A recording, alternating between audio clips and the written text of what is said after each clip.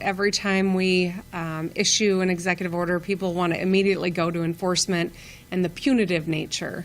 But I think what's really important is that these executive orders are about trying to increase compliance with what the scientists and public health experts are telling us are the best practices.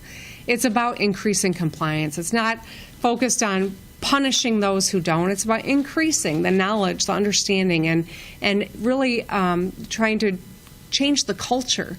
I'm grateful that President Trump has worn a mask. I am glad to see people on both sides of the aisle starting to advocate masks, because we've got to get the politics out of this. Now is a time for us to band together. It has been said we are at war with a virus.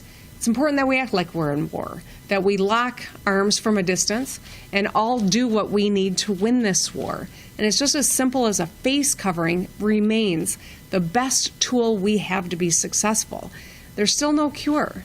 They're making strides on vaccines, but there's not a vaccine yet. And even if we get to a point where there's a vaccine, when we get to a point that there's a vaccine, it's going to take time to produce it in mass so that there are quantities available for people all across the country and around the globe.